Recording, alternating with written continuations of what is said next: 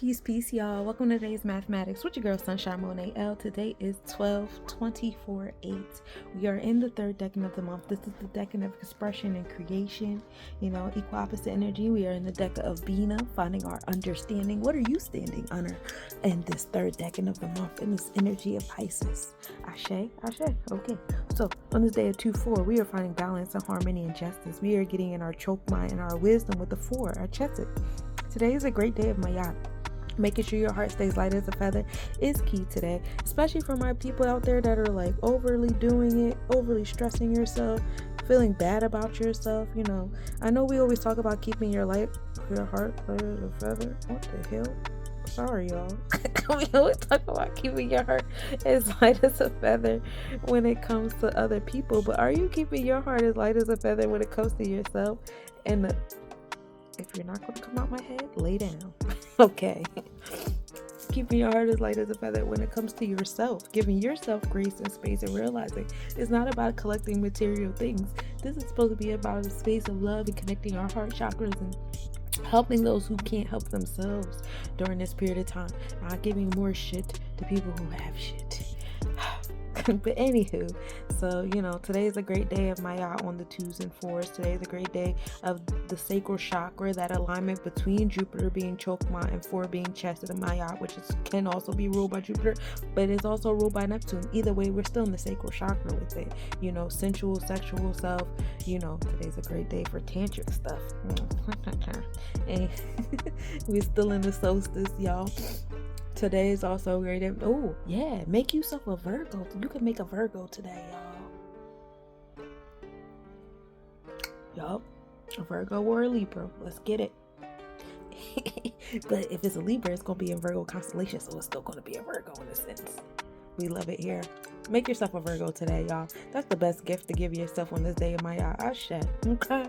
2 and 4 is also giving off that energy of balance on yourself, learning how to work with other people and being that dependable person in the relationship, making sure that your bonds, contracts, interpersonal relationships are level.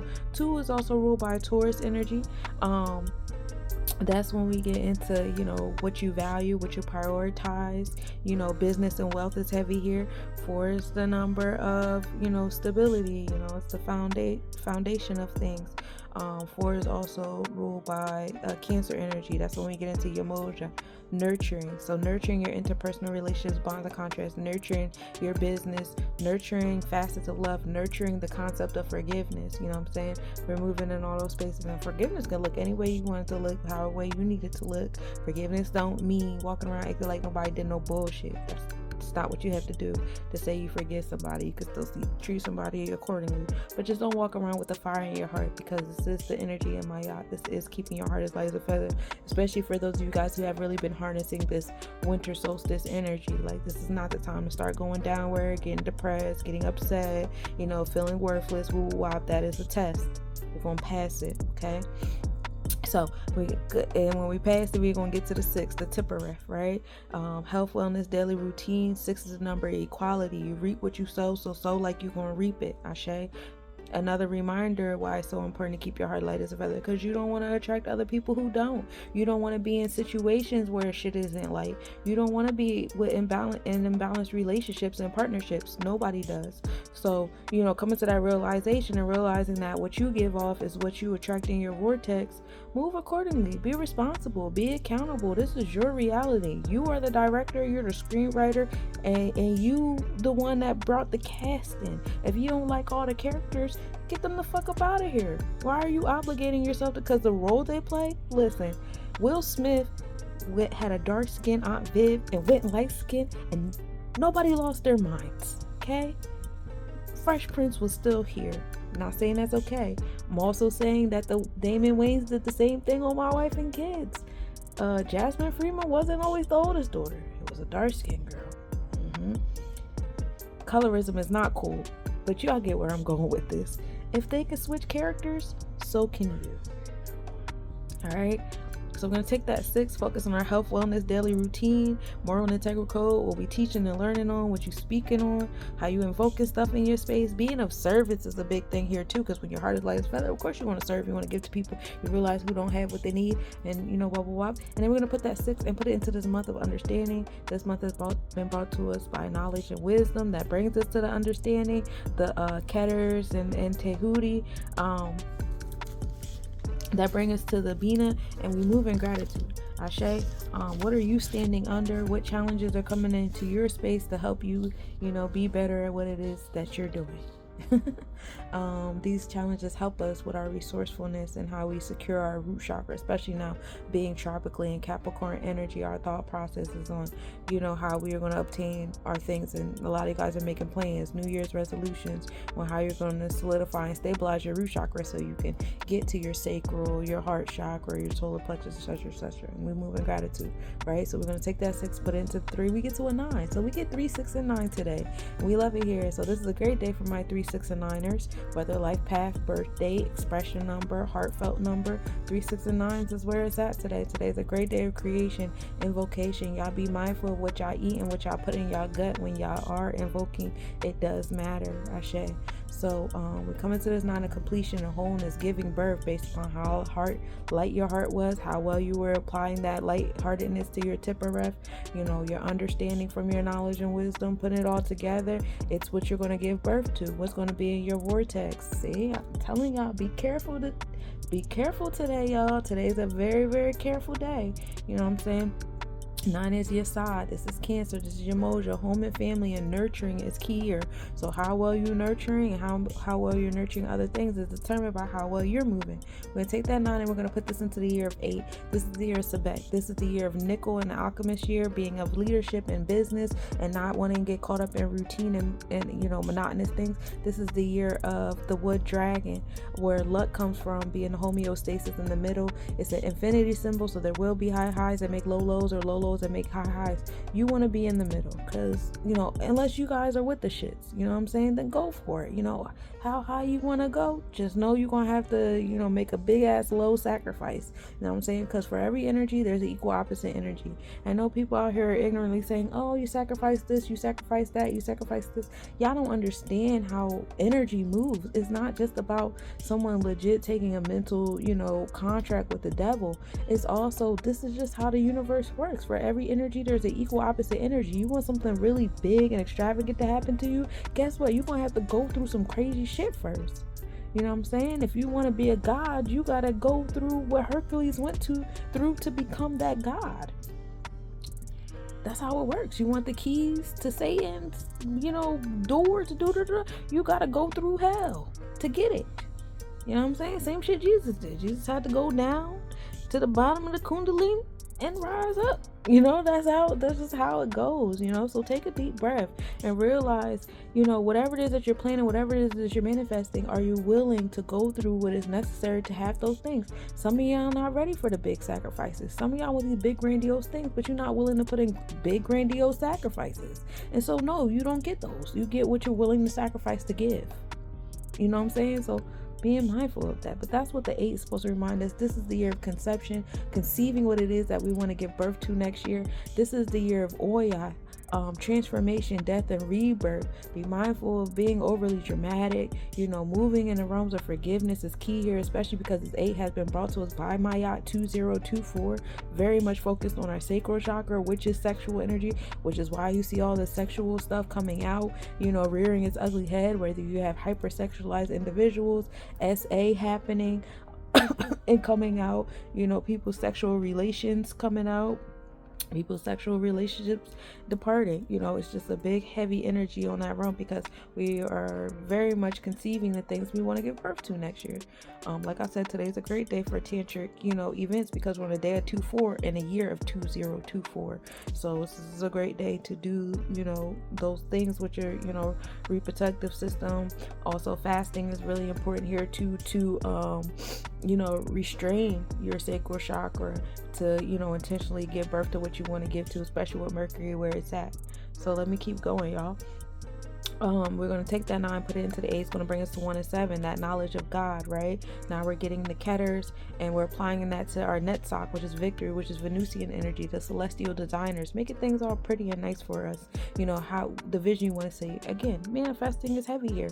Also going inward and tapping into yourself to get some type of research or whatever it is that you want to get done, to do the things that you want to do, like going inward and stuff like that is very much key here. 7 is the Oba scales. This is law, justice, and truth and righteousness, still coming back to maat in some type of way, shape, or form. So we're dealing with the heart chakra here as well. And overall, today's the day of 8. Today's the day of sobek. Today's the Mercurian day, a day of had, which is splendor.